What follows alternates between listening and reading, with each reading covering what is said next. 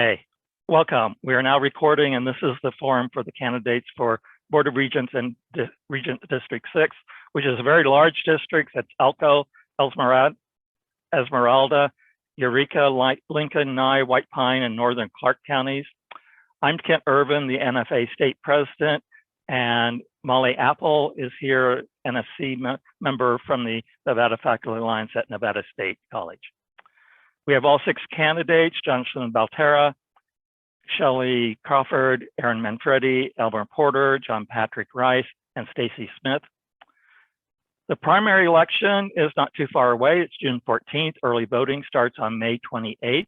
This is a nonpartisan primary election.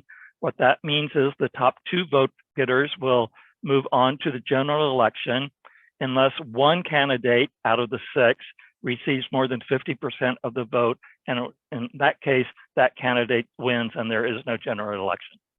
Our format today is questions with timed responses in rotating order. Each candidate will have up to 2 minutes to respond to each question. There may be a follow-up, and Molly, I'll handle follow-ups. You don't need to do that. Audience members, you may suggest questions to me in the chat. I would just send it to me because Molly's going to be answering questions. I'll try to monitor the chat. So that's to Kent Irvin. So thank you to the candidates for participating, the NFA Governmental Relations Committee for helping set these up, and everyone attending. Are we going to get rolling? Yes. And so, but first I would like before Molly starts asking questions, I would like each candidate in our order just to introduce yourself by stating your name, your current employment, and your city of residence. So we'll start with Jonathan. Hi, my name is Jonathan Baltera. I'm actually the choir director at Sierra Vista High School, and I live in Enterprise, Nevada, which is next to Las Vegas. Thank you. Shelley? Hi, my name is Shelley Crawford. I am living in Las Vegas, and I also work in Reno. I am a school principal, and I am an officer in the Air Force National Guard. Thank you. Aaron? My name is Aaron Manfredi. I'm a real estate agent. I live here in the southwest part of Las Vegas. And that's it. Okay, thank you. Elmer? Good evening. My name is Elmer Porter. I work at Eureka County School District as the technology director for the last 27 years, and I live here in Eureka. John? Hello, I'm John Rice, and I live in Elko, Nevada, and I am a professor of fine arts and humanities at Great Basin College. Thank you. And Stacy? Hi there. I'm Stacy Smith. I'm CEO of Nye Communities Coalition, a nonprofit serving Nye, Esmeralda, and Lincoln counties, and I live here in Pahrump. Okay, thank you, everyone. And Molly, take it away with the first question.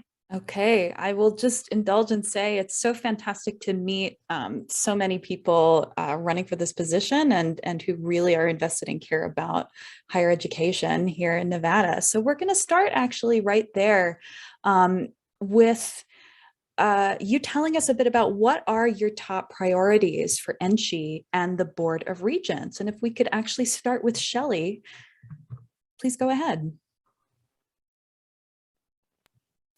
Molly? Yeah. That was actually question 2. Oh, I thought you gave an opening oh, no, I got confused by question 0. So we're not going to do that first. There we go. Reverse that, go back. Thank you. And we're going to start with question 1. How about that? Opening statement.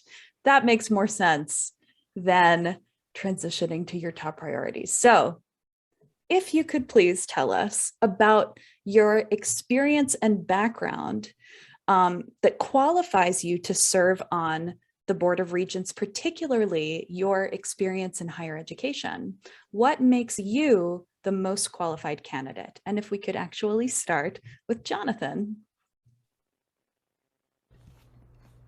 Okay. Hi, everyone. Came to Nevada 12 years ago, seeking my master's degree from University of Nevada in Las Vegas. That was a master's in education and curriculum and instruction. While I was there, I served as graduate assistant for career services. As I was finishing that, I moved over to be a graduate admissions counselor, a classified staff member at the graduate college there. And then I also served as a part-time instructor for the music department at UNLV. While I was there, I served as a graduate representative for the Graduate and Professional Student Association for 2 years. So I've seen from the student side, I've seen it from the faculty side, and now from a community member side, and actually as a parent preparing children to go on to what I hope would be members of an NSHE university, and as a spouse of someone who works at NSHE as well at UNLV. Thanks. Can we hear from Shelley? Yes, I'm Shelley Crawford, and I just want to thank the Nevada Faculty Alliance, and I'm really excited to be in the company of everybody running for this position. I think it's really needed.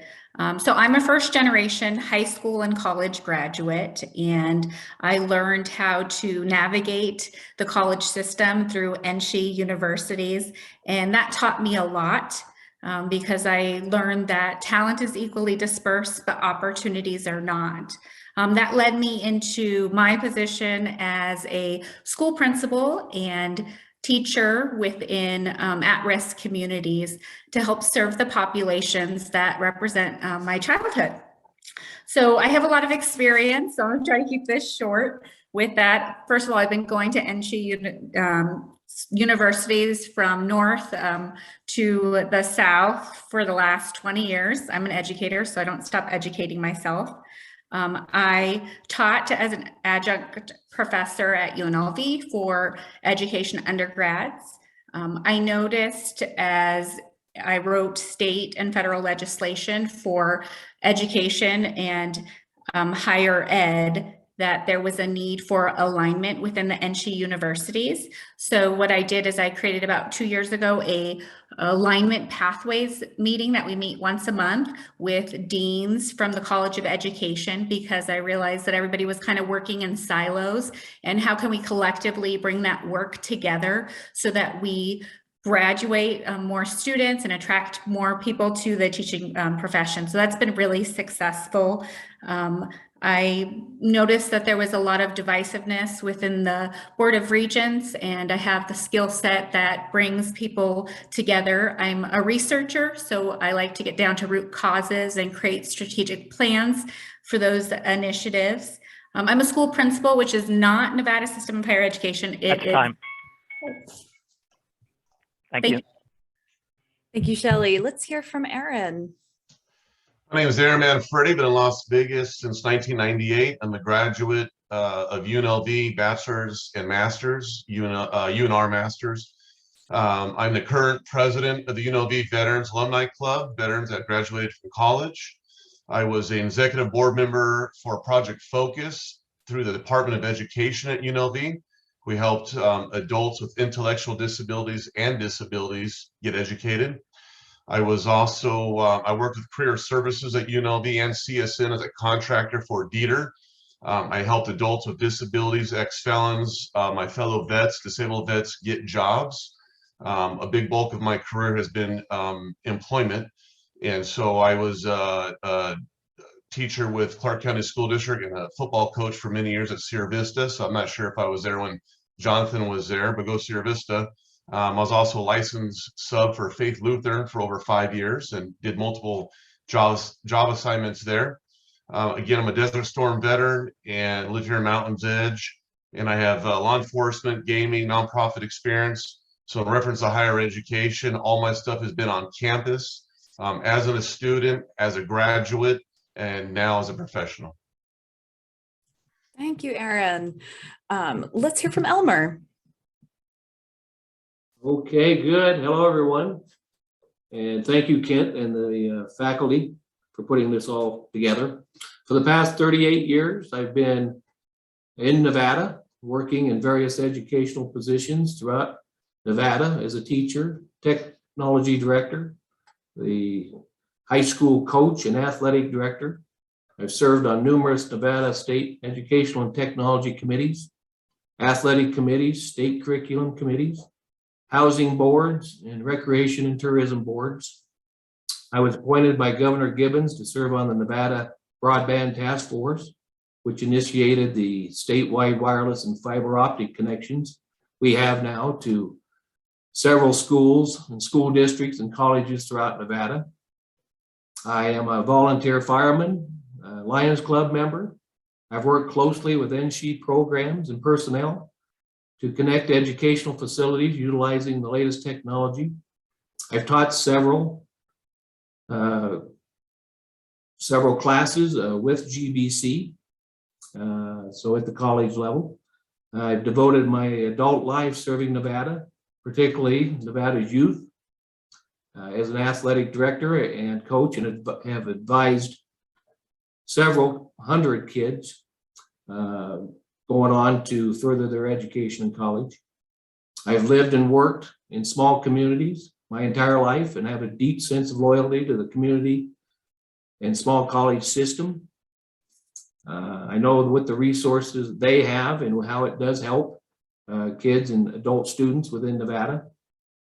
Nevada, the small college system is a great resource for the mining and the continuing ed programs throughout Nevada.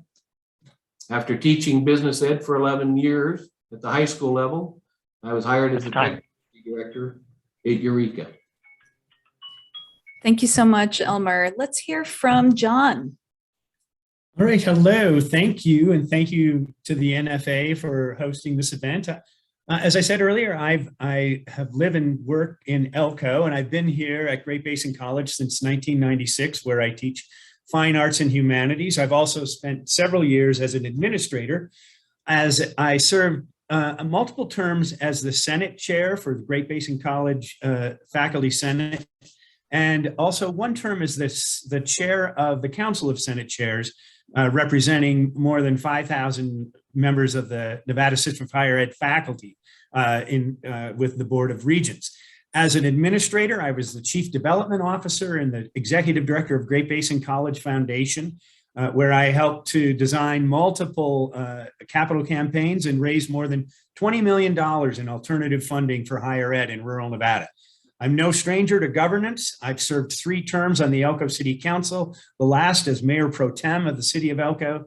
I've also advised Nevada's federal delegation speaking on higher education, workforce development, and economic development at the U.S. Senate Rural Caucus. And I was a participant in President Obama's White House Community College Conference a few years ago, which was a thrill and also very valuable. I serve on a couple of other boards, appointed by the U.S. Senate to serve as a trustee for the board of the American Folklife Center, which is at the Library of Congress. And I am also a member of the board of directors of Walker Basin Conservancy, which is a water restoration project in northern Nevada. Thank you, John. And let's hear from Stacy. Thank you, Ms. Apple, and thank you, Mr. Irwin, for inviting us all. It's nice to meet you all. I've lived here in Pahrump for right around 30 years, and I've been working in the nonprofit field for almost all of those, about 26 years. I'm the founder and CEO of the nonprofit that serves that area, and we've grown into a fairly broad-based organization. So I've had a lot of opportunity that I feel puts me in a real unique situation to benefit the board. My background with workforce and with nonprofit management and with the education department brings those 3 legs to the table so that it can create a really stable foundation for us to build and to enhance the higher education system. Through the grants that we've worked on and the projects that we've had with workforce, we've had to work with local businesses and with the people that are in our community that are looking for work. And we've had to make a match between those 2. And I've looked at what's happened within our community when you don't have as many people with education and college degrees, and some of the impact that that's had on our workforce, especially here in Pahrump and throughout some of the rural areas as we've grown.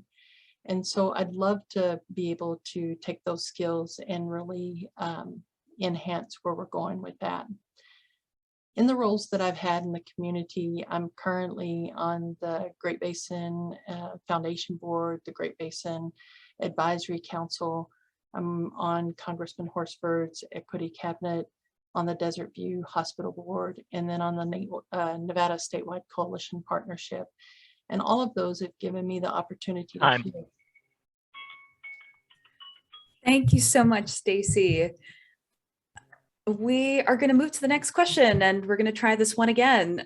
This has to do with your priorities. So can you tell us, what are your top priorities for NSHE and the Board of Regents? And Shelley, if we could start with you first this time.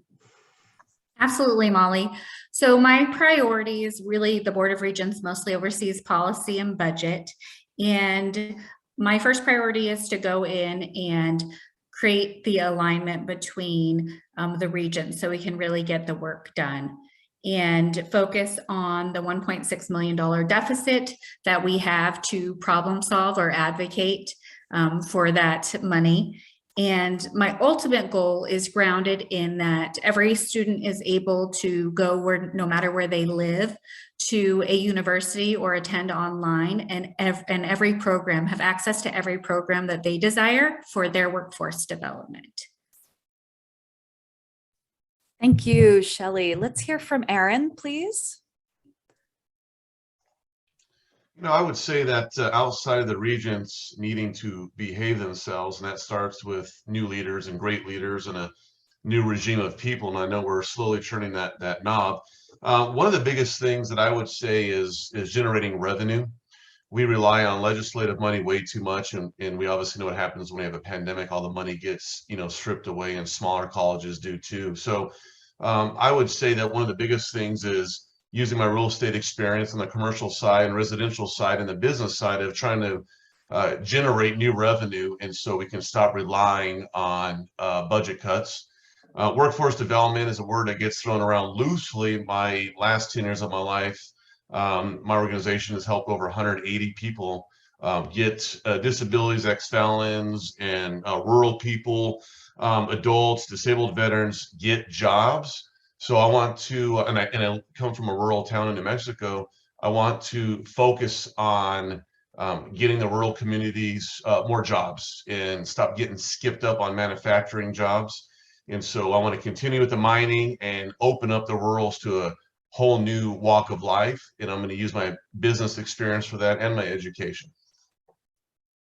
Thank you so much, Aaron. Can we hear from Elmer? Sure. The first priority is funding. We need to oversee financial spending policies to ensure all programs are funded properly and wisely. The cost of education is a priority for me. I believe we can shorten specific degree programs, but retain the quality of the education while speeding up students from the classroom to the workplace. I believe we need to increase the student enrollment and retention, keep the students seeking a degree or trade in Nevada during their education and after their education. I think we need to provide retention and recruitment for faculty and staff. The board should have, and we should be able to support higher pay and longevity retention incentives for faculty and staff. And lastly, I believe we need to build a better reputation, as others have said, for the board and the whole educational process. We need to bring trust back to the college system for everyone out in the community and the students, including the Board of Regents. And I've spoken to several parents and business owners that feel that higher education is not doing an adequate job. And we're a service business, and we know there's great things going on in NSHE. And we need to be able to better articulate that to the people that are in the communities and the students to ensure them that they're getting their bang for their buck for the money that's being spent. Thank you so much, Elmer. Can we hear from John, please? Yes. So my first priority, well, in no particular order, but my first is to promote access to higher education and capital investment in both brick and mortar and online learning infrastructure, not only in rural Nevada, but also in some of the harder to reach areas of urban Nevada itself. I also believe we need to continue to build on the Nevada system of higher ed's online education programs using GBC's or Great Basin College's very world-class distance education faculty and the infrastructure we already have in place to help increase NSHE's worldwide use. And also using the developing Nevada system of higher ed strategic plan and the ongoing conversations around question 1, we need to engage in a comprehensive transformation, I believe, of the operations of the Nevada system of higher ed, which starting in the system office and with the Board of Regents itself. And really, in order to do that, as others have said, we need to restore public confidence in the Board of Regents. And I think one way to do that is to bring professional leadership with people with backgrounds in higher ed and higher education policy onto the board. Thanks so much, John. And Stacy, we'd love to hear from you on this question. I would say that workforce, both within the system and building the workforce within the community, has got to be up at the top. And there's so much shuffling going on within the state systems, within the education systems, focusing on that retention and what can we do to keep the good teachers and the good professors that we have now, and also the support staff. And then how can we really build a workforce that is going to benefit our state as we move forward with whatever the vision is, if it stays with the focus on environmental energy and the mining and tourism, how can we really build that robust workforce that's going to continue to support our communities? The cooperation and collaboration between the Nevada system of higher ed, the K-12 education, and the workforce system, even though there's times that there's collaboration and communication between those three, and there's times that we have opportunities that we're working together, I feel like if we could really focus on that and really bring something together so that those three entities talk with each other on a recurring basis, that would be so beneficial, especially when you look at like the career technical ed pathways and then that transition into college and what that could look like. I feel like that's an opportunity where we just haven't quite tapped out what we could. And then of course, sustainable funding. I have a huge amount of knowledge when it comes to grants and pursuing grant funding. Most of us, we all know that we're not accessing the amount of federal funding that our state should be. So what can we do to put the systems in place so that our system of higher ed can compete and obtain some of those grants and those other funds that are so needed for us to sustain and build.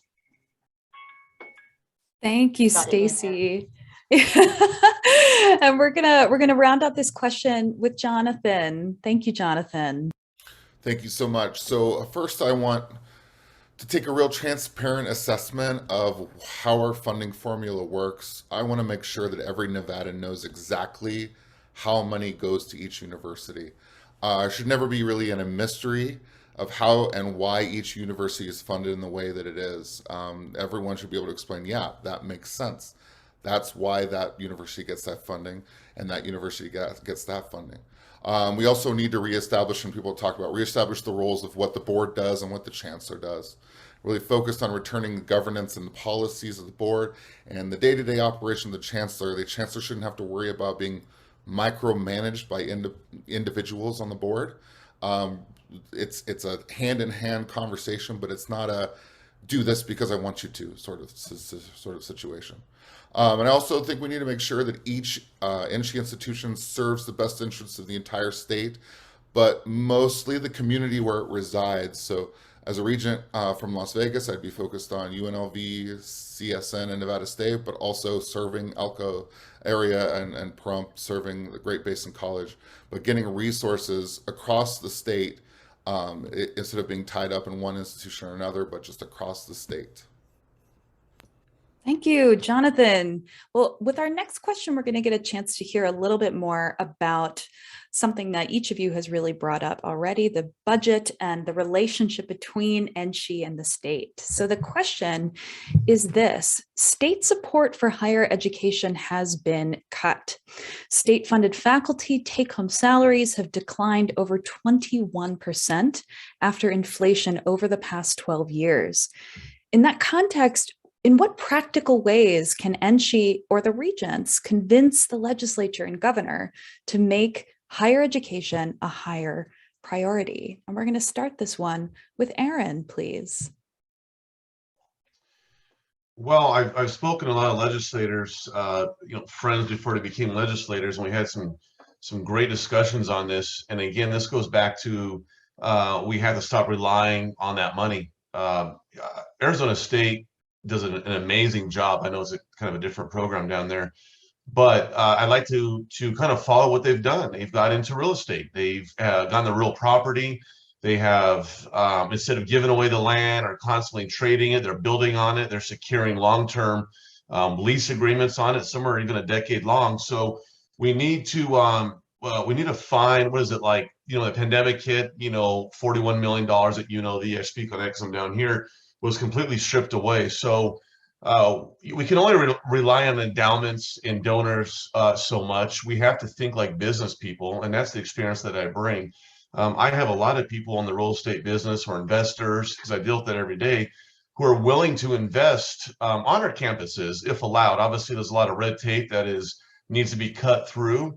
If we can't, for whatever reason, get through that, because I know that there's variables in that too. The legislators need to be educated, and having a relationship with them is the biggest thing. I speak to them on both sides of the fence about unrelated issues all the time, and we always bring this up. So if you don't have a relationship with legislators, how is that possibly going to begin? Are you willing to fly to Carson City on your own dollar, for those that live down here, and put yourself up to spend a week and talk to them? That's what we need. We need people who are going to go up there outside of government affairs to educate them and talk to them and sell education to them. And that hasn't happened yet. So I'm willing to do that down here. Thank you, Aaron. Can we hear from Elmer on this question, please? Sure. Yes, we need to have those relationships with the governing people of the state and seek the help of the presidents and the chancellor. That should be a main priority for them at each institution, to provide recommendations concerning the budgets at each institution. We need to encourage more community and college collaboration and secure more grants and federal state allocations, working with the legislators. Save money by not wasting money. And that's where the presidents could come in and really focus on that and give advice to the board. Examine every area of the budget on a routine basis. Funding for programs needs to be targeted and well thought out.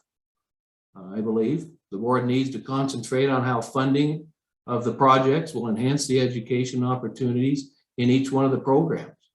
The department heads within NSHE need to be held accountable for the money allocated in their departments and make sure it's targeted and funded wisely and properly within all the institutions. We need to, of course, balance the needs and allocate the resources for various institutions and programs across the state. And each institution has their own specific needs based on their programs and their curricula and their activities. First and foremost, we need to carefully balance the funds to the specific needs of that each institution has. And for example, like the GBC nursing program, funding should be appropriate there, and it should not be underfunded to move monies to a more specific program at another institution and vice versa. So the president, along with the chancellor, needs to help to specifically lobby, articulate, and explain funding for each program at each institution. That's time. Thank you. Thank you, Elmer. Can we hear from John? Yes, happy to address this. First of all, I think that we're correct in we have to continue to build our legislative relationships in order to better serve or better inform the legislature of our intentions. And I think that as soon as we get our arms around a board that behaves and operates in a professional way, we'll be able to do it more effectively. I also think that we need to be showing the legislature what we are doing for ourselves as well to generate revenue.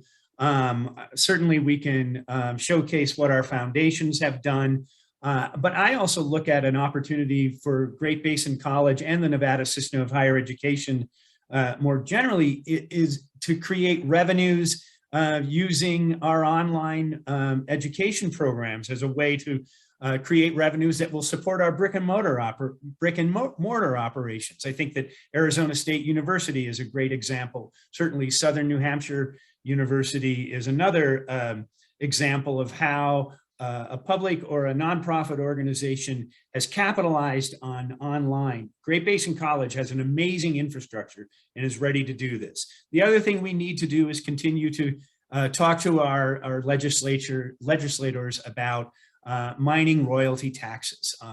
Rural Nevada counties are sitting on hundreds of millions of dollars, which could be used to benefit rural Nevada students and students in other parts of Nevada as well. And ways to look at those revenues need to be examined further. Thank you, John. Could we hear from Stacy? Thank you.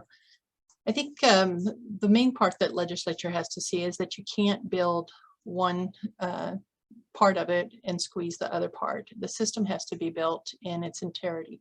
It's not like Nevada is sitting on too much education, too many resources when it comes to higher ed.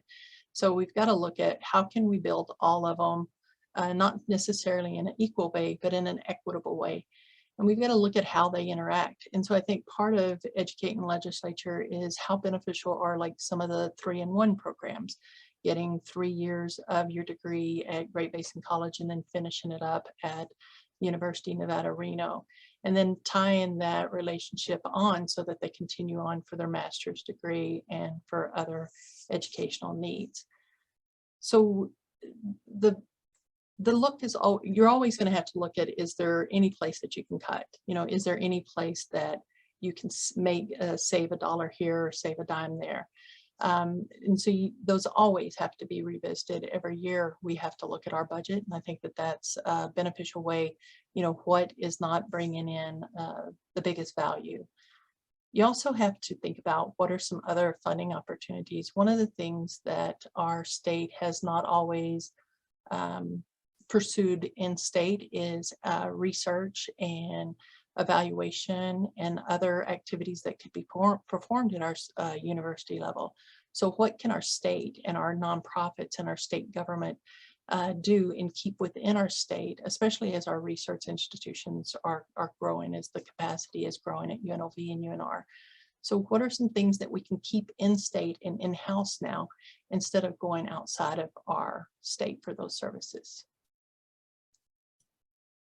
Thank you, Stacy. Can we go to Jonathan? And just a reminder from Kent, if you have questions or follow-ups from the audience, to send them directly to him.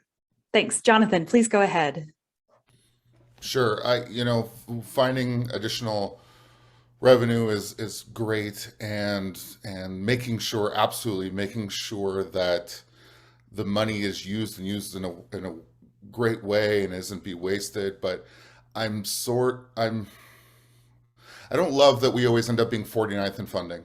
I'm going to be honest with you. And I don't like that we have to feel proud that we're 49th in funding here, so let's find another way to make that. Let's think big. Alaska is a similar state with similar issues and large amounts of land, and they're first in funding. they're first in funding their students, and working along with our K through 12 institutions and NSHE, and getting everyone together and saying together in a force, we're done with it. Our constituents are done.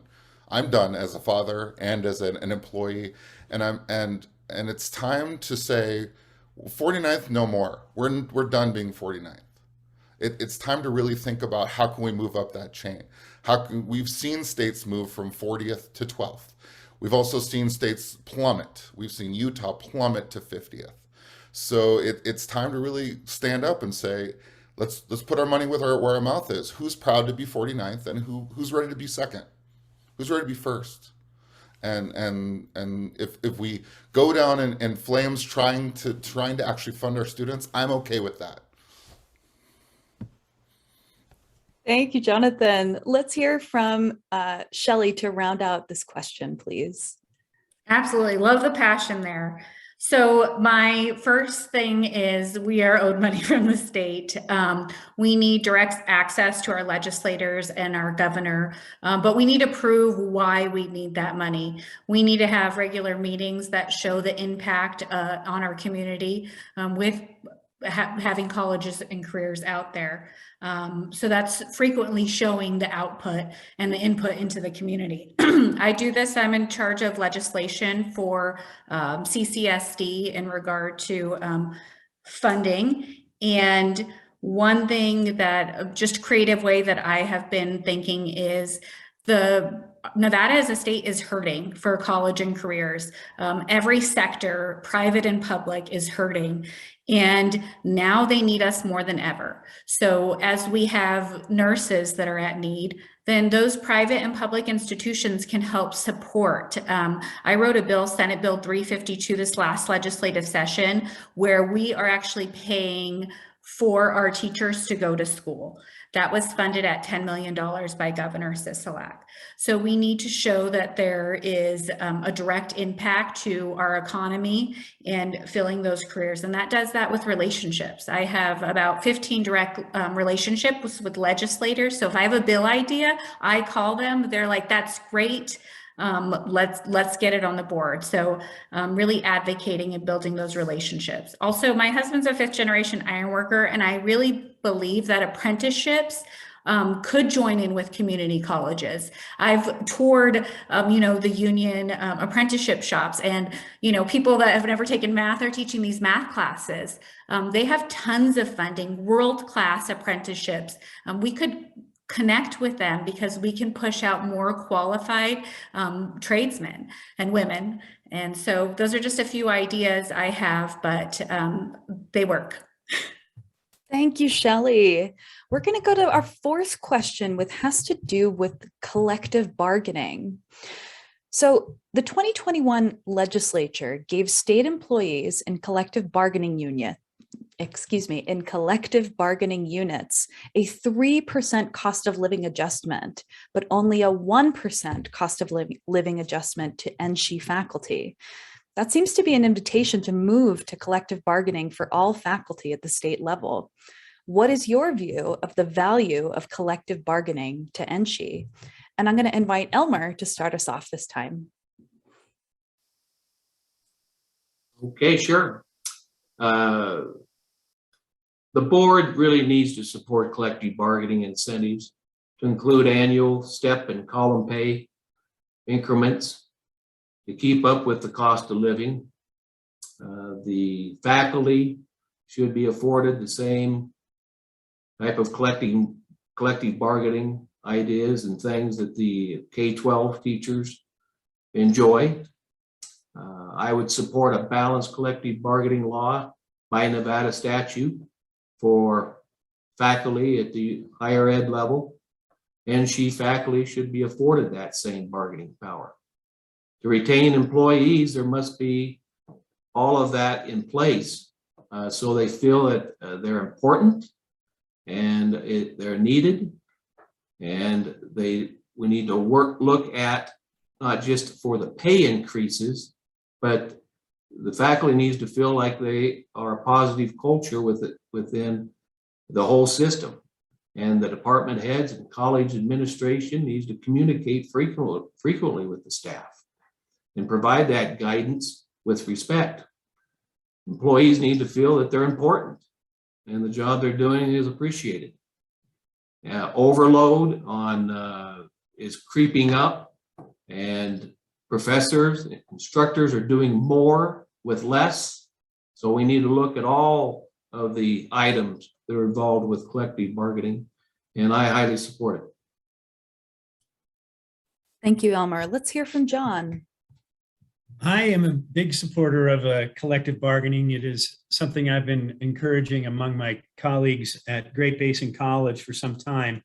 The reason for it, especially you outlined in your question, some of the hardships that the faculty and staff have gone through.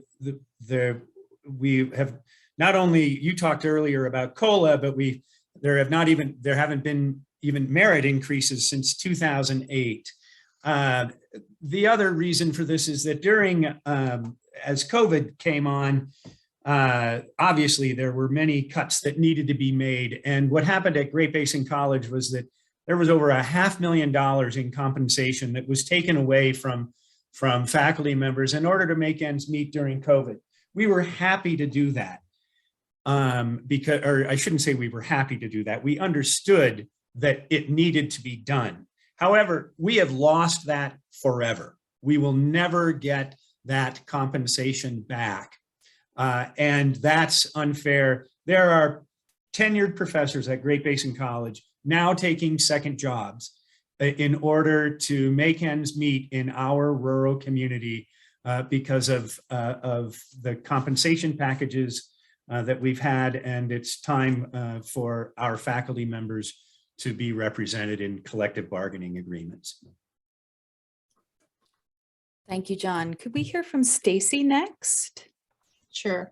I think that it only makes sense. And I think you can look at it from the other side of it too. Also for budgeting, it makes sense. So not only to just as the previous speakers were talking about, for the benefit of the professors and the faculty and all of the benefits that they're going to get, but also from the side of from the university and from the colleges. How much more sense would it make to be able to build your budget and to know exactly where you're going? It also makes it fair, it makes it equitable, and it makes it an open process so that everyone can see where they're at, where they're going, and if there is anything that they need to address, or if they feel like they can't function within the wage that they've got coming, then they can go ahead and make those kinds of choices. So I think it just makes sense.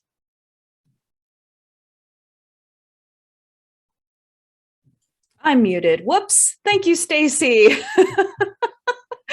Jonathan, could we hear from you on this question? Absolutely. This one should be fast. Unambiguously support collective bargaining.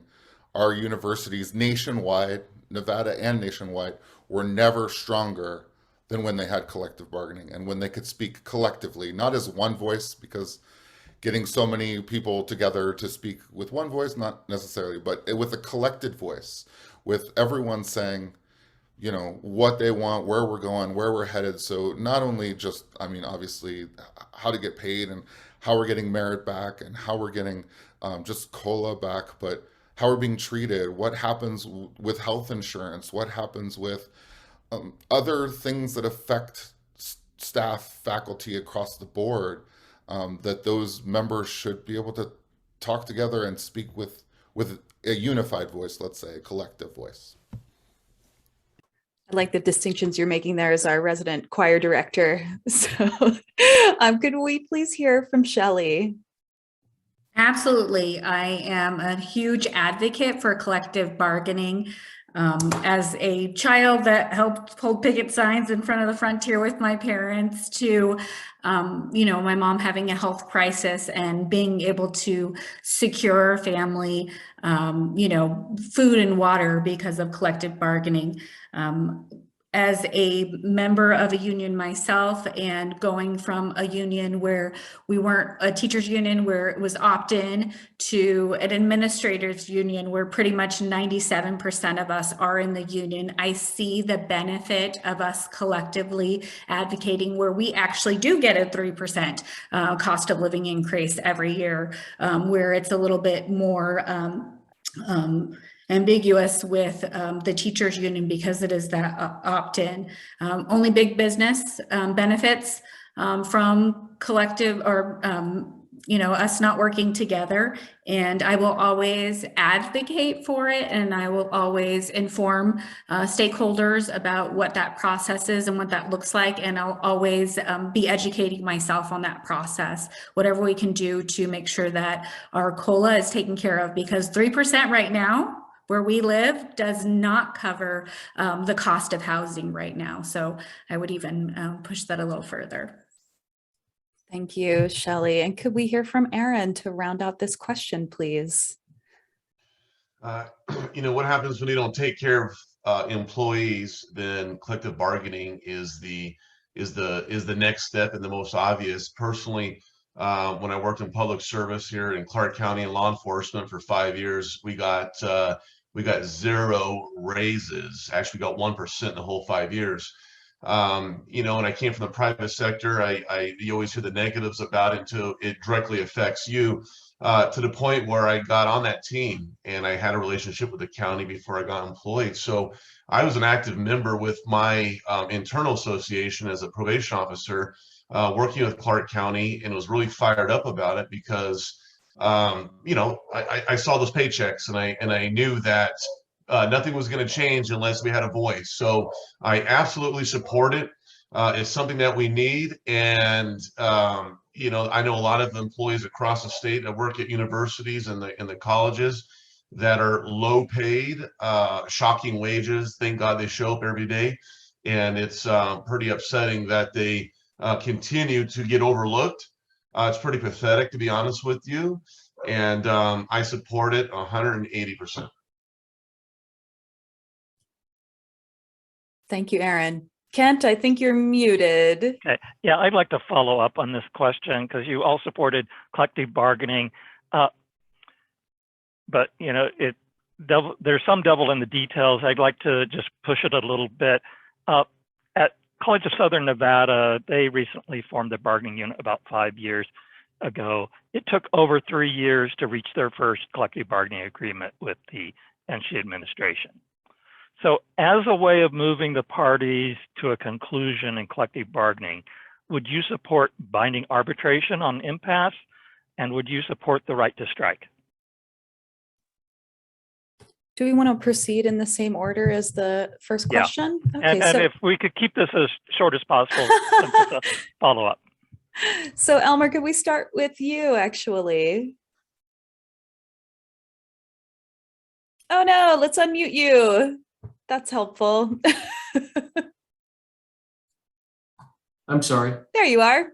I'd have to look at that further, and in order to give a okay to those two items, but because of the ramifications it could cause with the right to strike, and that with the whole state and the education piece. So I would give that a little more thought before I would okay that in a clause. John, what are your thoughts on that? Knowing what I know, my answer is yes and yes. Boom. Stacy, what are your thoughts on that? I would say right to strike is where the power comes from, the ability to push the issue. And so I would lean towards yes there. And I would have to understand the other one better to be able to make an answer on that one. Thanks, Stacy. Could we hear from Jonathan? I'm going to go with yes and yes. And the right to strike or the power to strike doesn't just go away. Like, we've seen teachers unions around the country, even in states where it's like, you can't strike. They go, well, we're going to anyway. And it's helpful to have the protection of the legislation. But I mean, it's the right to strike is always there because we live in a country where we can do that. So I think that's something that every faculty member should say. I mean, that's always in our back pocket. Not that it's ever the first choice, but it's definitely a part of what can happen if needs aren't met. Thanks, Jonathan. Shelley. Yeah, absolutely. As a teacher where we just went through a situation where we were not getting properly funded, we didn't have the power. The power was within the school district and the state because we could not strike. So yes, striking brings everyone back to the table so that we can negotiate and not impasse. So yes and yes.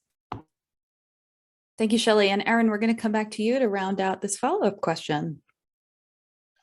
I do support the first question. The second one is not an easy answer because there's a lot of variables of striking. I've seen it not necessarily in Nevada, but other states, and it's serious business. So to support something like that, like Elmer said, and it really is the best answer is, what does that all entail?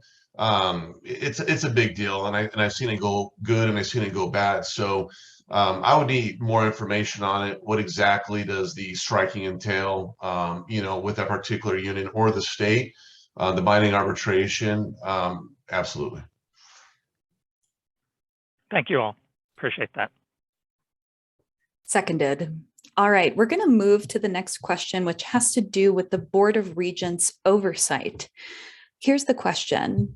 Most candidates have told us that the regents should hire good chancellors and presidents and let them run the institutions without micromanaging from the regents. But the Board of Regents tends to get only rosy public reports. As a regent, how will you monitor how the chancellor and presidents are performing their jobs? And I'm going to invite John to start us off with this question this time. I think this is a good question. And actually, the question that was posed to me in one of my other interviews about whether presidents should report to the chancellor or to the board. So I guess that's part of it. I think that we should examine the president's reporting directly to the board, first of all, in order to hold them accountable. But secondly, and I'm making that a very simple answer. It's a complicated matter, but I do think that having that chain of command is effective. But one of the things that I've noticed too is that the board does not tend to engage in what I call a 360 evaluation. And when it has, I have seen it reject some of the results of the 360 evaluation because they haven't been happy with what they've read. And in fact have went ahead to blame it on the instrument that when in fact it was an instrument that NSHE devised itself, the survey instrument, that is. So I think that we can do better by looking 360. I think we can also do better by putting more power with the chancellor, because I think that it's with 13 board members, which is another issue. It's difficult to really get a good consensus together, and that could be part of the reason that the board sees so many rosy things, is because those evaluations are trying to satisfy a very broad audience. And thank you. Thank you, John. Could we hear from Stacy next? Sure. Performance measures is something that, especially with COVID and when we all went remote, it was something that we looked at as an organization. And how do you have, when you're watching somebody on a day-to-day basis and you're interacting with the people that are receiving the services, you certainly can see the impact and you can measure the impact. But when there's any type of distance and when you're on a board of an organization, where you're getting these reports. How do you have the performance measures in place? How do you know whether or not something is happening? And I think that's the place that you've got to start, is looking at the job description and developing what are the measures that we're going to be basing how somebody is doing on this. I had the opportunity to participate in a review of one of our presidents, and that process helped me understand it at this huge organizational level. You know, how do you really look at it? Because I mean, it's easy for me to say I've got, you know, 100 employees. So that's a much more simpler process than when you're looking at this whole university system that goes across multiple institutions, and then how does it echo on down? So I think figuring out what you're measuring first and foremost, and then putting those measures in from the beginning so that you all know what you're looking at, and given that opportunity for both the chancellor, the presidents, and the Board of Regents to all know these are the measures that we're looking for. These are the outcomes that we're all seeking, and then checking in periodically. How are we doing with this one? I think that talking to students, talking to faculty, talking to the community that's impacted by the education provider, whether it's the college or the university, all of those things are where you can get out and you can find out what the impact is. Thanks, Stacy. Let's hear from Jonathan next. Sure, thank you so much. And I would put the managing the chancellor, and I've always thought of the manager that micromanages is the failure is not on the employee, it's on the manager. You're not setting out clear expectations. You're not setting out the measures by which you will be judging, and you're not coming up with a clear assessment of what's really going on. And then I would structure that the presidents would fall really under the chancellor, and in concert with what the board's hearing in their 360 reviews and true reviews of what's going on, would, in the concert with the chancellors, make those assessments of the presidents. Because the less employees you have, I would guess, the less employees you have, the easier they are to manage and to not micromanage, and let their operations handle as it may. And then one way to get around the rosy reports is get the full reports, and have access to reporting by everyone that's in the constituency of that president, and then the deans, and then down the line, that everyone could have a means in which they could let their complaints, their concerns, their adoration, all of those things factor and go up to the president, or up to the chancellor, or even up to us, and be very realistic about what those are. If there's only one complaint and 300 happy faces, then feel like we might be doing pretty good. If there's 300 complaints and one happy face, and the happy face is just that person's direct subordinate, then we might have a problem here. So that's how I would approach it. Thanks, Jonathan. Let's hear from Shelley.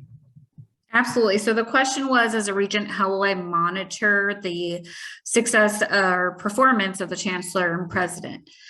So I'm a big proponent of having clear success measures right away, so that we're not doing the guesswork. Really like what Jonathan said, just because we have successful presidents or chancellor does not mean that there are not issues that we want to fix. So I do want a clear way to overcome and identify what barriers exist. I think we need to give the chancellor and presidents the control, just like I have within my building, but also make sure that we hear from our students and our faculty and regents. And that's really with regular communication and making time and a space for, hey, as a Board of Regents, I'm going to do my due diligence to make sure that I speak to our faculty. I know a lot of times Board of Regents go in and just talk to the president. So really digging deep and meeting with those students, as my daughter is in 3 NC universities right now. She has a totally different lens of what is right and what is wrong within her institutions, and really just having those success measures, a rubric, and not closing out everybody else from the institution. So that's my thoughts. Thank you, Shelley. Let's hear from Aaron. Well, do we really need a chancellor? That's the $1 million question, right? A lot of states have gone away with it. We are so top heavy in education. It doesn't matter if it's university, the school district. So when you talk about public rosy reports, it starts with the chancellor, right? It's very easily for the chancellor, because that's where the buck stops typically at that level, to create this. And what if it in fact is not? So I'm a fan of looking at not having a chancellor position and having the presidents directly report to the regents. We've eliminated a position, a high-paying position that is it really needed? I've spoken to previous chancellors, not only here in Nevada, but in other states, and they support it. I mean, they're not trying to talk themselves out of a job, but we're too top heavy. As far as oversight, there's a ballot question coming up, and is it to take the regents out of the Constitution? That's not going to solve the problem. What if you do that and we still have problems? What's next? So oversight is needed. I have an idea of a bipartisan committee to come up with some type of law or NRS to say punish, but everyone needs big brother, big sister. We all have to be held accountable. So I don't know if it's legislators acting as oversight. I'm a fan of committees, not taking out the Constitution, but again, I would like us to move in the direction of not relying on a chancellor. And I think we will have some good success. Why not? We've worked with no chancellors before, so why not give it an opportunity? We've actually done pretty well when it's presidents reporting to the regents without those positions. So let's give it a shot. Thank you, Aaron. We'll round out this question with Elmer as our last comment. Okay, great.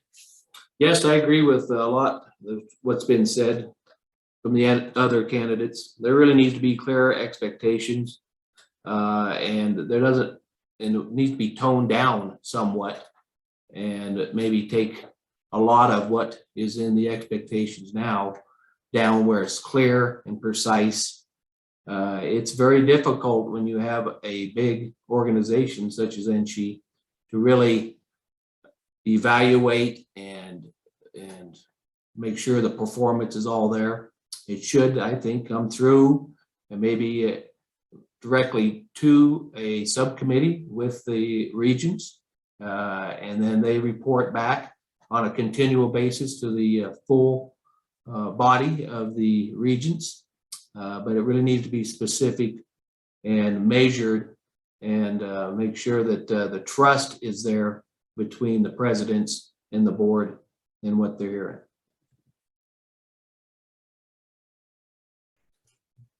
Fantastic. Thank you, Elmer. All right, we're moving on to question number 6. So this question has to do with academic freedom and tenure and the process of shared governance. So the NSHE Code affirms the importance of academic freedom and tenure. Please explain your understanding of academic freedom and tenure in higher education.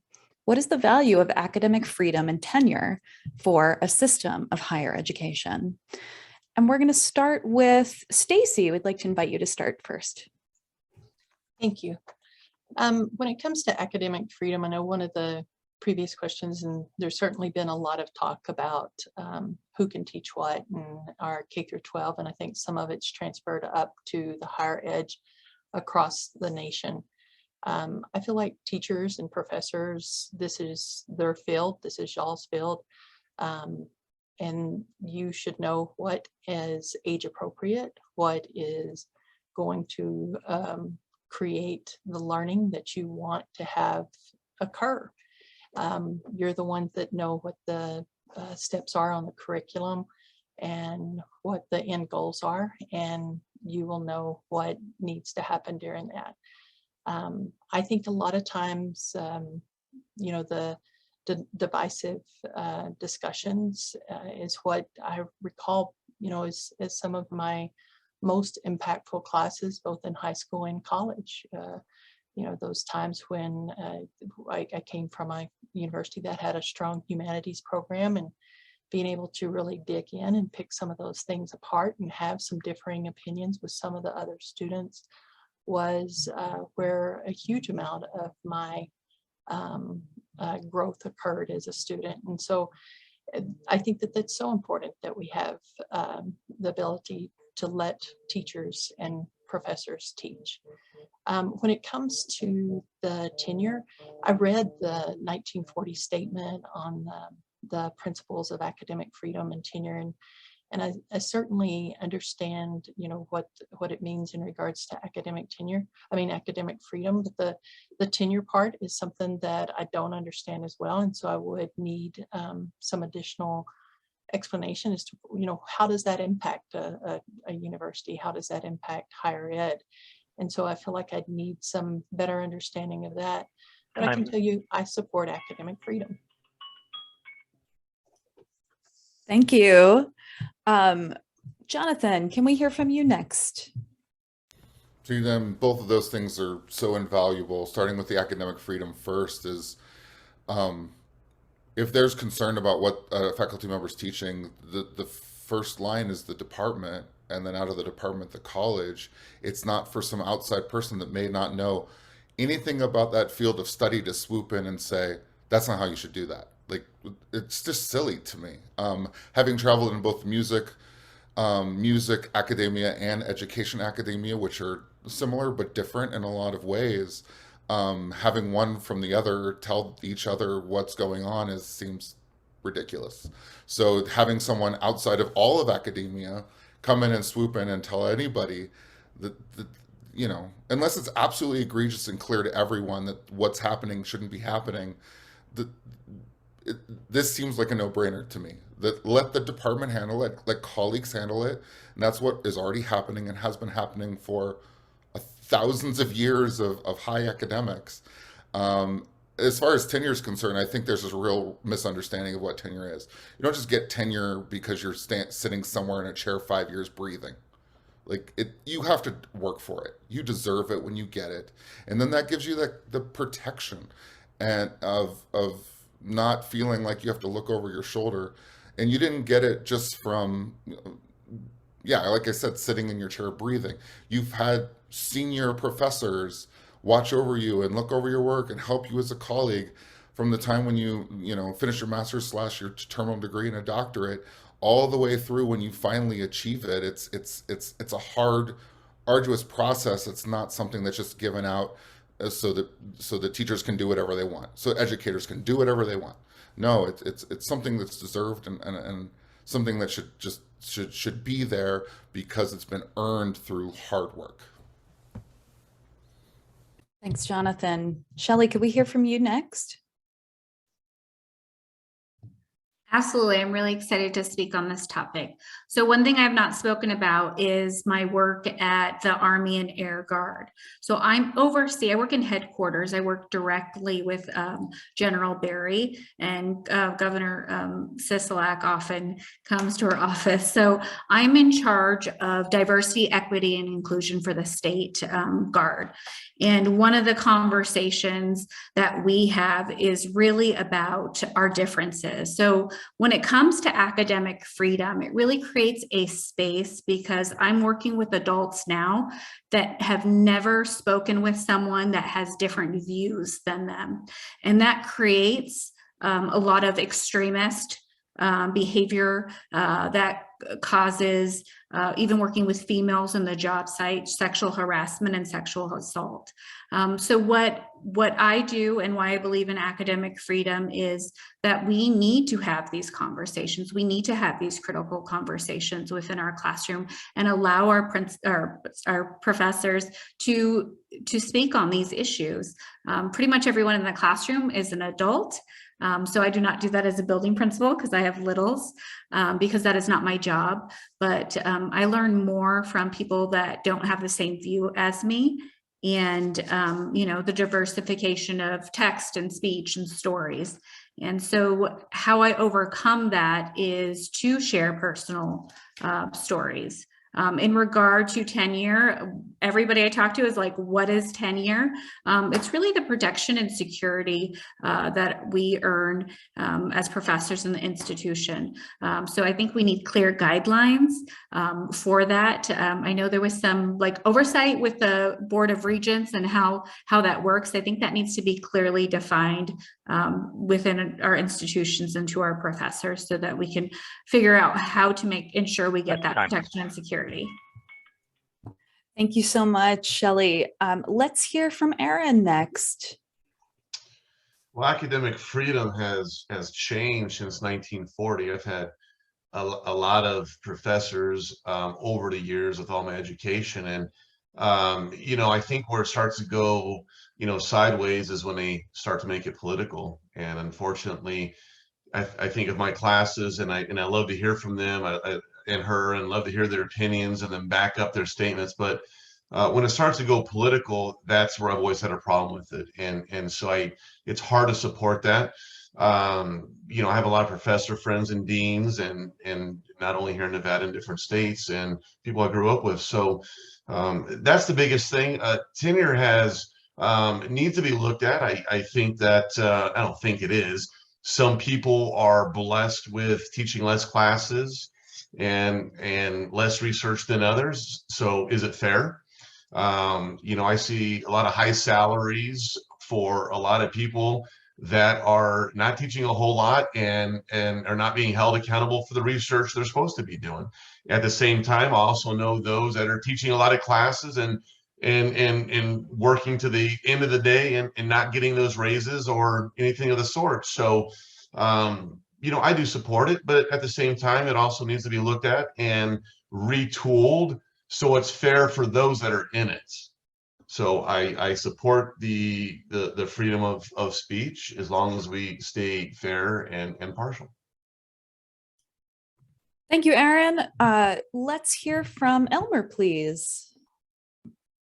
Okay, sure. Yes, I agree with the freedom for teaching, and at the university level, it's such a great thing, and that's what it really is about with academic freedom, to be able to teach the adults and that type of thing freely and among a lot of different areas. But it should be not offensive, and it should not promote hateful type of situations and that type of thing. I have not heard of anything in Nevada that it's that way, but I do believe there needs to be policies to make sure that someone doesn't get out of their lane and that type of thing. So the faculty can rein back anyone that might be going a little overboard and that type of thing. I do believe across different states, other states, maybe within our state, I don't know of any, like I said, the political piece of it gets involved, and I don't believe that kids ought to be indoctrinated or anything like that. So that's why I would support a little bit of restraint in some policies and that type of thing. And it needs to be very clear in each faculty's syllabus of what they're teaching and that type of thing, so the students know exactly what they're getting into and the type of class they're taking. As far as tenure, I support tenure as it's described in the Regent Handbook and what's being done now within the university system. It's important to retain good quality instructors. I believe that tenure does help that. It doesn't make sense to hire instructors if we can't keep That's time. And I agree with what the tenure is. Thank you. Thank you, Elmer. And we'll round out this question with John. Well, thank you. So my understanding of academic freedom is pretty simple. It is simply the right and the responsibility to teach the truth. I think that we need to keep that in mind when we begin to think about whether or not someone may or may not be offended by it, but academic freedom is the right and responsibility a faculty member has to teach the truth. Tenure itself is like a cloak of protection. It is a personnel device that is meant to protect faculty members when they teach the truth. And whether or not it upsets someone or other, the tenure, again, was designed to allow faculty members to teach the truth, whether or not it offended their communities or not. Earlier, someone alluded to the amount of time I think that it takes to earn tenure. I mean, a tenure track professor is typically a probational professor. And it takes 4 or 5 or more years of a probational experience to gain tenure. So by the time someone does earn it, they have been through an extremely rigorous process, and they have earned the trust and the privilege of tenure. Thanks for those comments, John. All right, we're moving on to question 7. And this one is a question specifically for all of you as candidates of District 8, related to District 8's rural institutions. So the question is, Regents District 8 includes Great Basin College in Elko, much of rural Nevada, and the northern part of Clark County. So as a regent, how will you ensure that rural NSHE institutions get fair treatment? And I want to invite Jonathan I'd like to to start jump us. in here. Okay, great. If I could, because there was an audience question that's very much related to this that was worded just a little bit different, so I'd like to add to that. So are there any priorities in District 8, which is geographically massive, that you think differ from districts that are based in Washoe and Clark counties? And how would you get priorities? How would you get attention to those priorities? So just expanding that just a little bit. Perfect. So Jonathan, can I invite you to speak on this one first? Yeah, absolutely.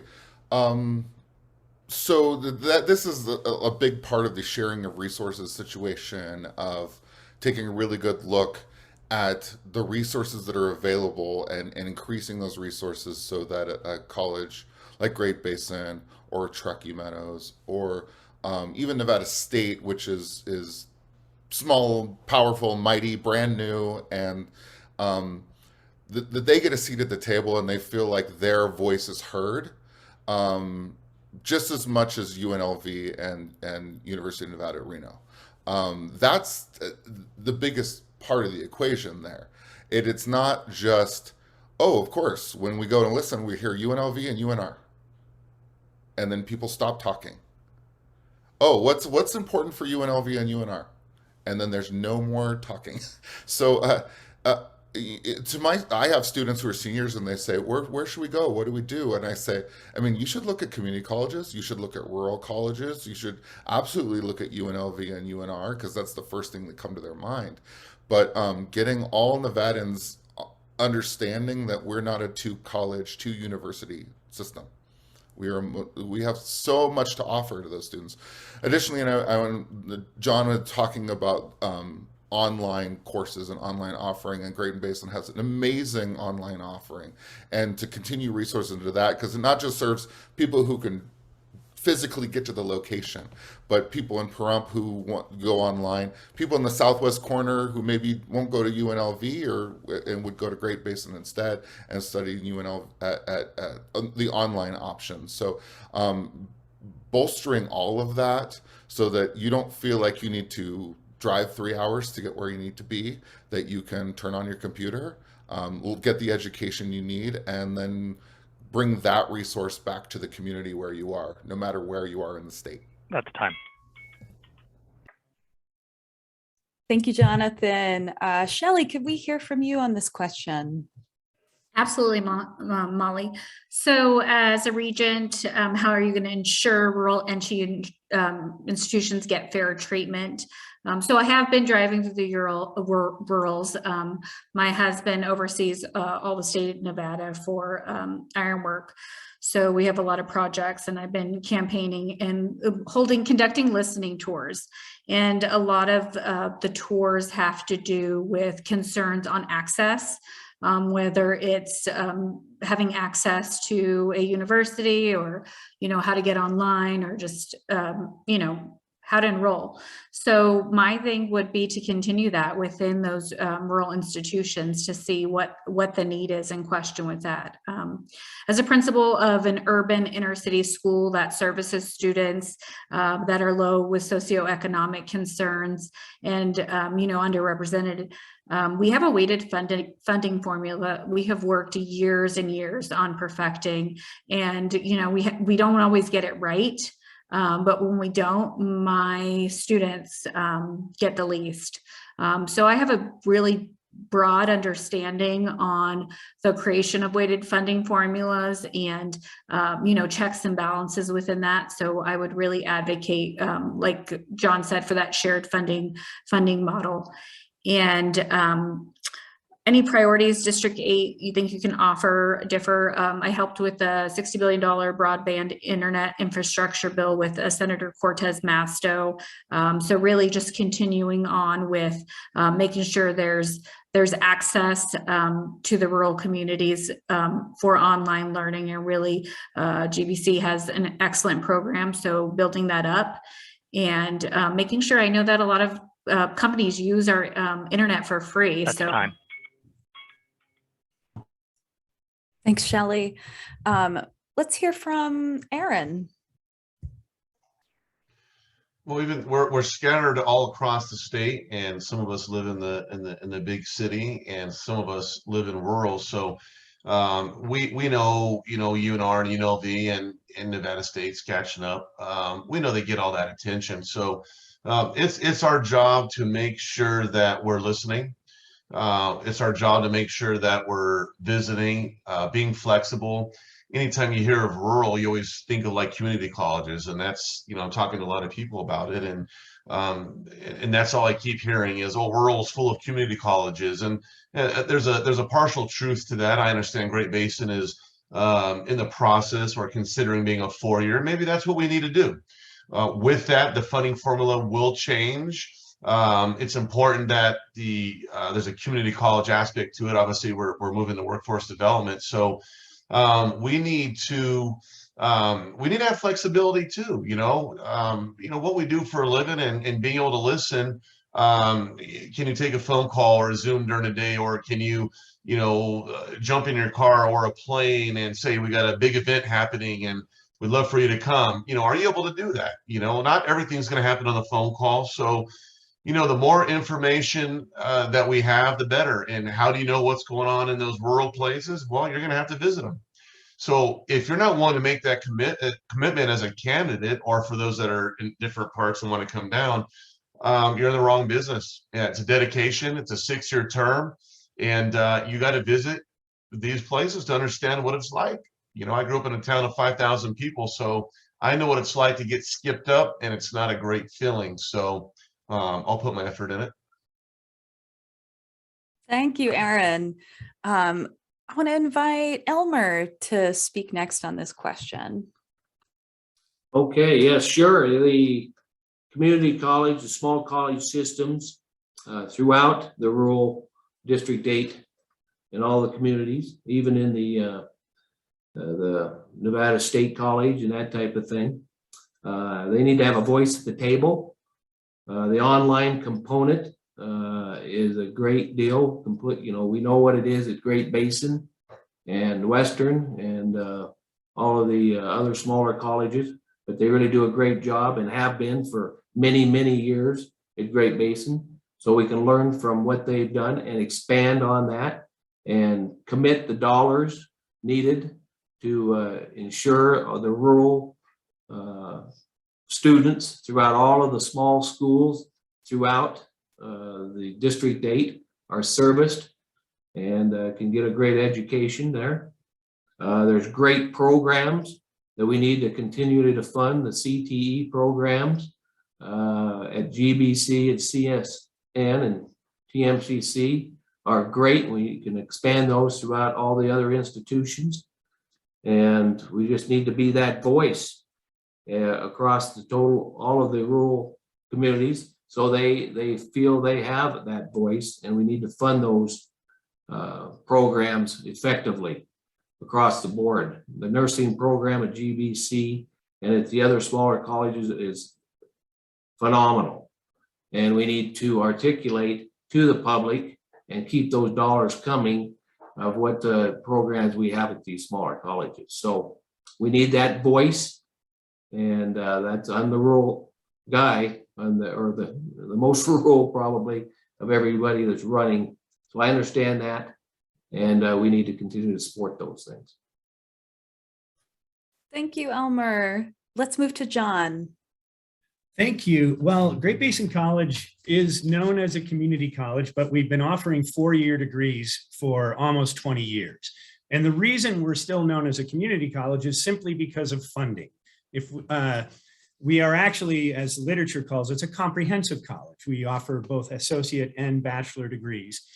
Our faculty are paid the same to teach lower division classes as community college professors are, and then upper division classes in the bachelor degree area are faculty are paid a little bit more, but still not at the same level as other institutions. So the priority for Great Basin College's students is the formula, the funding formula, which needs to be visited in such a way that we can create equity for students. But the other priorities too, in regards to offerings, are we need to really invest in brick and mortar in rural communities too. I think we're often expected, it's easy to say our students will, they can take classes online. Well, online learning isn't for everyone, and online teaching is not for everyone either.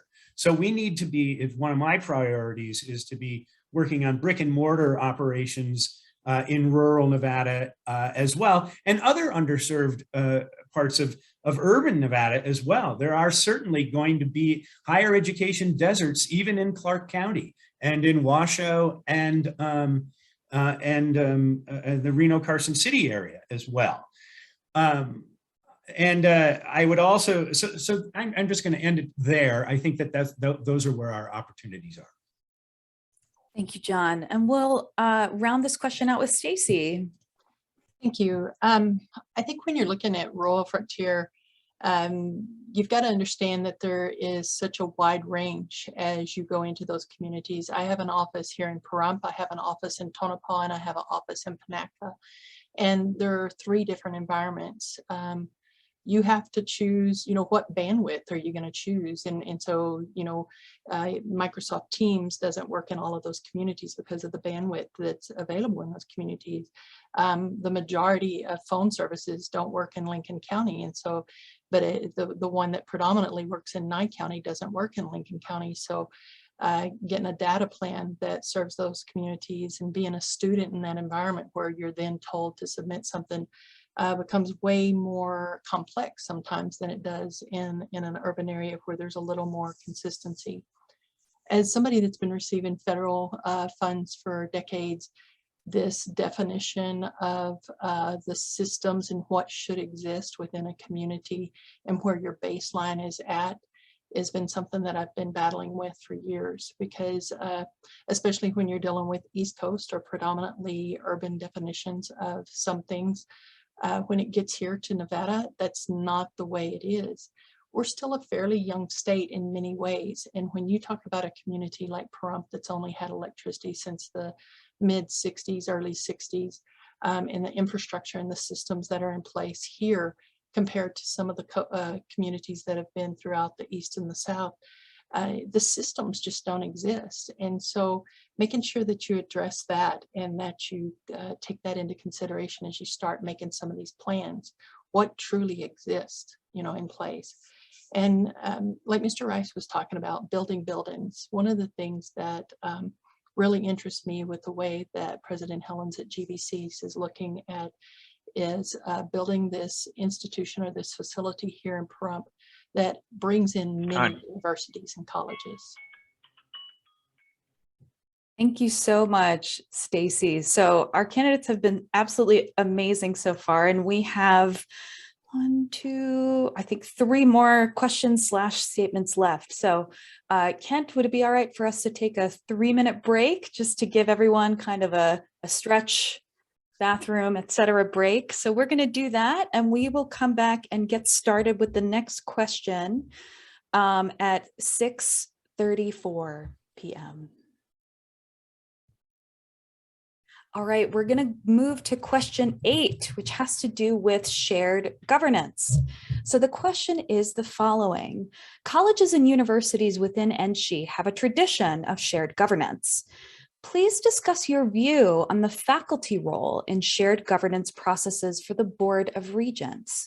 What decisions should be left to the faculty versus policy set by the board? And I want to invite Shelley to start us off with this question. Absolutely. I'm a big proponent of shared governance when issues directly affect or people are the experts in their field. So for example, in my building, I am the principal. I've been the leader of my building for the past 8 years. When it comes to curriculum, instruction, their daily schedule, items like that, that is what I leave up to our classroom teachers. So I would think that would also be something that a faculty member would be in charge of. Being able to answer that more deeply, honestly, I would talk to the faculty members and I talk to the presidents to say, where do you feel that you really need a little bit more direction giving and power within that. So I stand, I'm a really good listener to create problem solving. So. Thank you, Shelley. Could we hear from Aaron next on this question? You know, this is, I'll make it a real short and sweet response is yes, we're all professionals. We know exactly what this means. So it's everyone working together and coming up with ideas, and whether it's committees or task force or, you know, whatever is set forth. So absolutely, it's the best way to get things done. I've been a part of it. It's very successful. And so, yes. Thank you, Aaron. Elmer, could you tell us your thoughts on this question? Absolutely. Yeah, I agree with shared governance. The faculty, the instructors, the teachers, they know what's going on in the classroom. And I would highly support and continue with the faculty leaders having a voice and a seat at the board meeting table to articulate all their thoughts and concerns and needs and that type of thing. It always works better when people work together, and there should be shared cooperation between faculty and board and openness. And so everybody's on the same page, because everybody's looking for the same mission and goals and that type of thing. So absolutely, I would agree. I agree wholeheartedly with shared governance. Thanks, Elmer. John, you're up.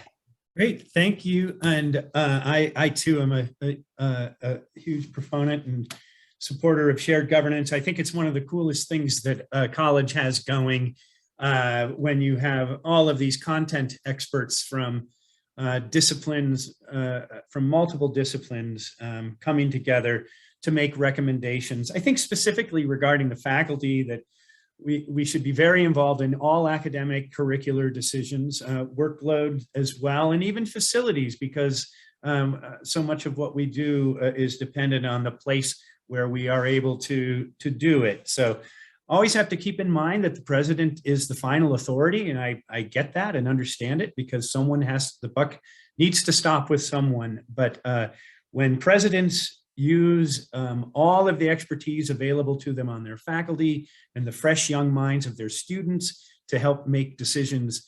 Everyone wins. Thank you, John. I didn't mean to cut you off early. Okay, that's such No, a you didn't. summative statement there. Thank you. Stacy, could we hear from you next? Shared governance is also similar to the process that we've used in our agency here and across the state when it comes to a lot of the health and wellness decisions. It's similar to collective impact. It's similar to some of the other models where you gather people together and get everybody's input and expertise. When we first formed, we had to bring 12 different sectors together, law enforcement and media and businesses and other sectors, and then all of us in there looking at the same problem and then addressing that social issue within our community.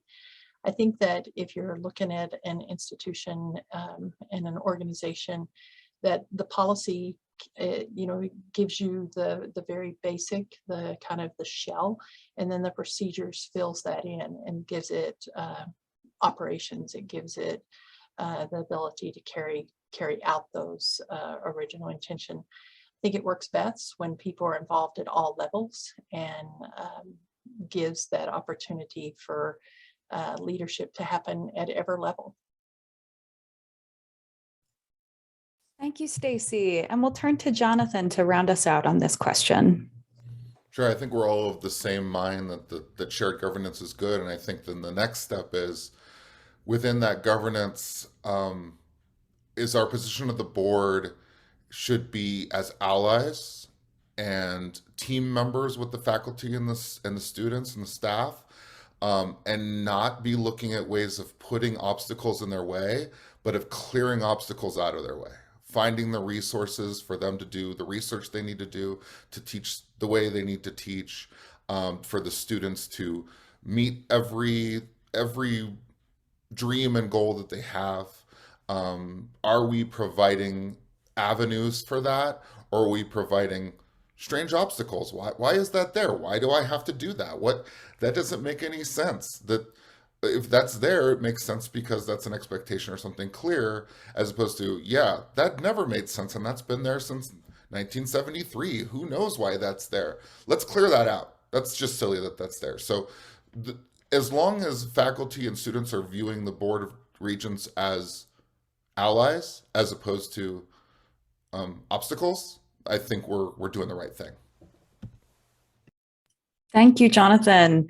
All right, we're going to move to question 9. And then after that, if there are any remaining questions from the audience, we can turn to those, and then we'll have our closing statements. Thank you again, candidates. Here is the question 9, which relates to NSHE governance structure. So the question is, ballot question 1 to remove the Board of Regents from the Constitution almost passed in 2020 and is likely to go to the voters again in 2024. If there were no constitutional or statutory limitations, what changes to NSHE governance or structure would you support and why? And I'm going to invite Aaron to start us off on this question. Well, this is the $1,000,000 question. What do we do with the regents? I'm not a fan of changing the Constitution. So, what do we do? That ballot question is coming back.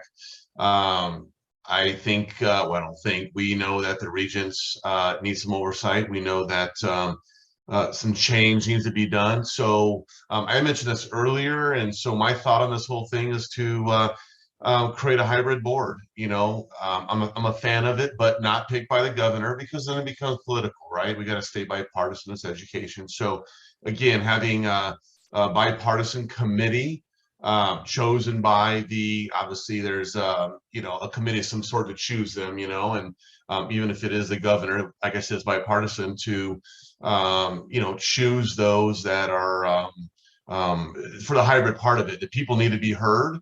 What happens when you take this out of the Constitution, you make drastic changes, then it becomes appointed. In a lot of states, it is appointed. And if you don't think that's a mess, I got some bad news for you, because it is. We have to stay clear of politics, and I understand that's always going to be there. But when things change, and regardless of who's in there, then they're coming and going as well. And so we got to build some stability.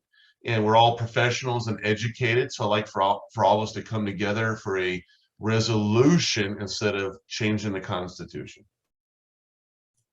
Thank you, Aaron. Let's hear from Elmer on this question next.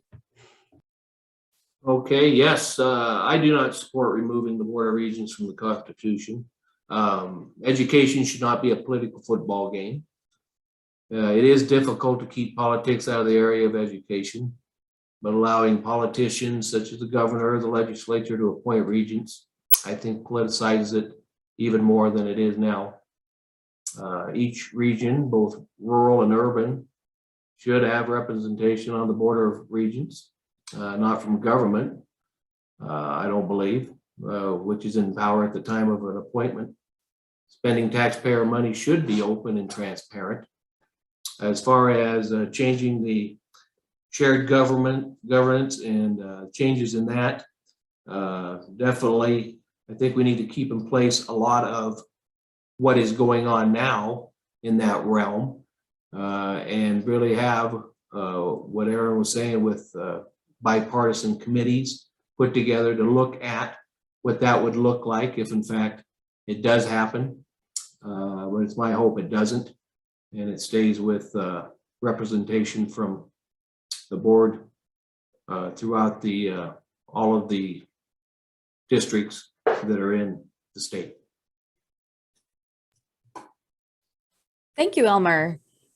John, Tag, you're in for the question. Thank you. So I supported, I shouldn't say I voted for question 1 in the past. I guess that's supporting it. And it lost, and it made me look at things a little bit, or it made me look at this matter again. But I think that if there were no limitations, I would create a smaller board, first of all. I like Aaron's idea about, and that with an and then half of it, I like Aaron's hybrid idea.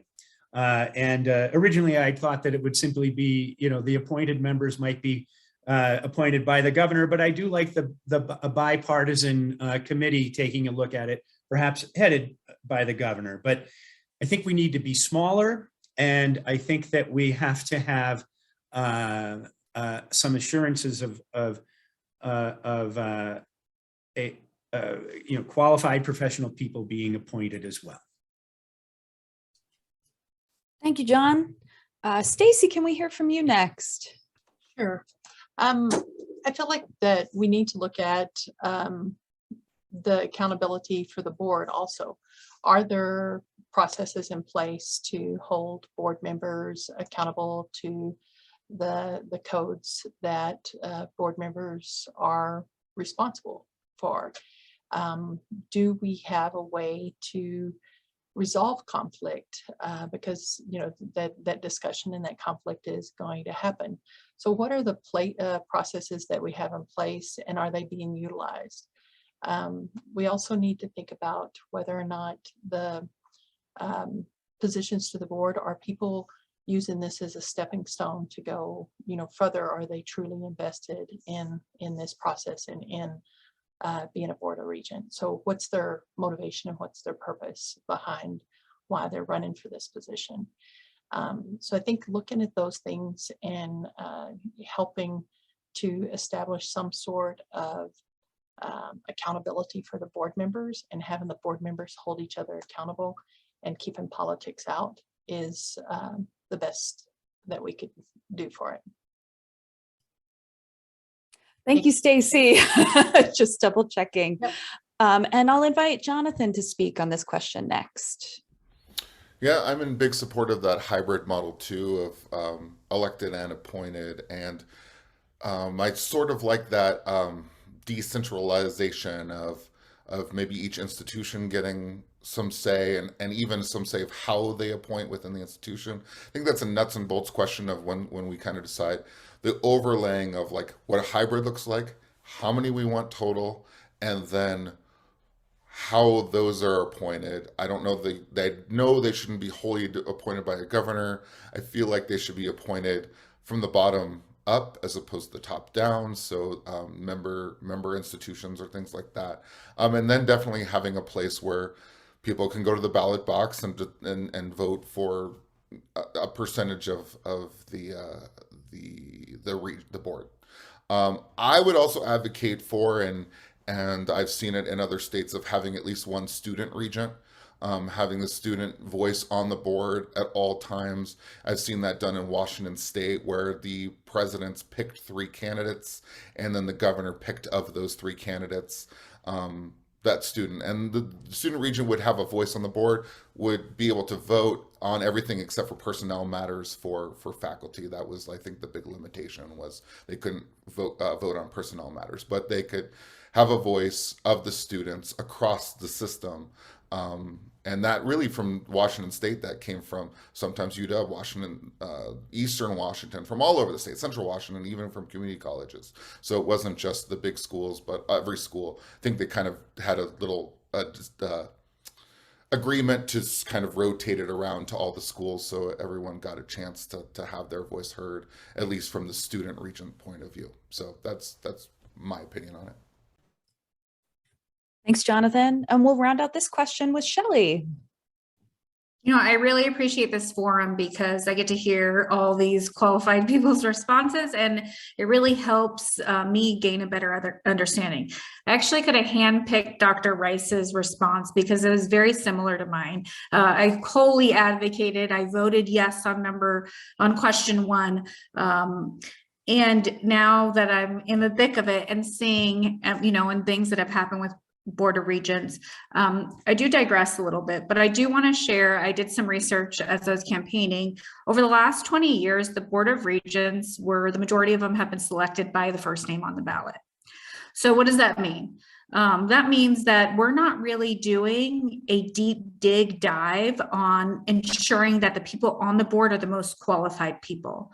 So I had the pleasure of speaking to Aaron the other day, and he did suggest this hybrid model. And I thought it was, just a smart solution. We are having more qualified people than ever apply for Board of Regents. And sorry, my husband just walked by. And I really think that balance is something we need with a hybrid model.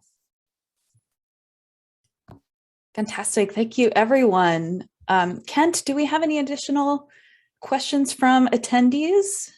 No, I think we've covered everything that was in the chat. Thank you. Perfect. Well, candidates, for your last piece of this forum, we want to invite you to we are going to give you 2 minutes for a closing statement. And we're going to go in reverse order from how we started. So we're actually going to start with Stacy. Thank you. I've really enjoyed this opportunity, and I agree with Shelley, hearing from everyone. I feel like District 8 is in, good hands. And that's so encouraging to me. And I love the different views that come, either based on where you're at or the position that people come from. I feel like that the background that I've got that can really help with the Regents is the collaborative mindset that I come from, the opportunities that I've had to join all the different agencies and organizations together across these rural frontier areas has given me a bit of insight into what works in rural frontier Nevada. And it's given me the opportunity to determine what our communities need and then make the connections to fill those needs. I'm a parent of 2 kids that are graduating on May 12th and May 13th. On May 12th, I'm at UNR for graduation. On May 13th, I'm at UNLV. And then May 14th, I'm going out here. I've got some employees that are graduating out here at GBC on the 14th. And so I'm going to get that opportunity to go and see those communities. I love this state. I love the counties that I work in. And I believe that higher education is the pathway for all of us to become better citizens. Thanks, Stacy. We're going to go to John next.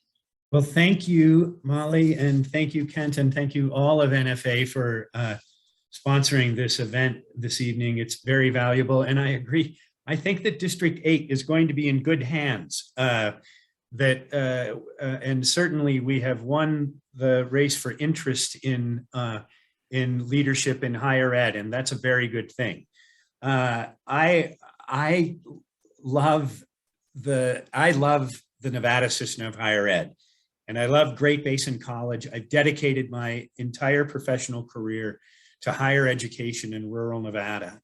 I'm looking forward to the opportunity to bring my expertise to the Board of Regents, because I think that not only do I have a great perspective of rural Nevada, but my experience overall in higher ed and government and policy has provided me with great insights about the entire state. So I think that I'm in a terrific position to serve our students and this institution, and I'm looking forward to that opportunity. And I thank all of you for your commitment to higher education as well. Thanks, John. Let's hear from Elmer next. Okay, great. Yes, thank you for hosting. This was a great forum. I learned a lot also, a lot of good ideas from a lot of good people. So that's good. I believe Nevada really needs to elect strong leaders that have a vision and are dedicated. People that are not satisfied with just good, and people who can motivate others to do their best. People that can work with diverse opinions and reach common goals and represent the entire NSHE system. People who support and advocate for all the students, all the employees, all 8 NSHE educational institutions. I believe that I'm the best candidate, of course, because I represent District 8. I have the values and principles that District 8 has across the board, I believe, in supporting the mission and purpose of the larger institutions and universities also. At this point in my career, I believe I can devote the time and energy needed to focus on the mission and the goals of the system and help NSHE be the best it can be. I have closely followed the events surrounding the Board of Regents recently and believe I can help provide the leadership needed for a positive reputation throughout Nevada education with the voters out there and with the students and the stakeholders involved. I can help develop those positive and collective and collaborative working environments that are needed throughout the whole system. I can work with business and community and want to help build what current programs we have, and we have some great programs, and we need to articulate the fact that we have that with the public. At the end of the day, we're just storytellers for the most part, and we need to develop a system that is aimed and geared at winning and not based on individual egos and bias. At the time. So I believe that's where we are. Thank you. Thank you, Elmer. Can we hear from Aaron next, please? Well, geez, after that, Elmer, that's a tough one. I don't know. So he did a great job. First and foremost, I'm going to make this about everyone else because we're all going around and telling everyone why we should be the candidate. So, you know, we've established some relationships here. At the end of the day, regardless of who wins, we're all in it for the right reasons. I truly believe that. And so we need to support each other. And if somebody in Las Vegas, you know, wins, they have the support of up north. And if somebody up north wins, then they have the support of us here in Las Vegas. And that's, I'm a man of my word as far as myself. And so, you know, this isn't about us. It really isn't. And for those that go into public service and realize that, you know, that's really what it is. So congratulations for everyone for running. We all have our own set of expertise and qualifications that sets ourselves apart from each other, but we also have a lot of similarities. And so regardless of who wins this in District 8, we're going to be in good hands. So thank you. Thank you, Erin. Shelley, can we hear from you?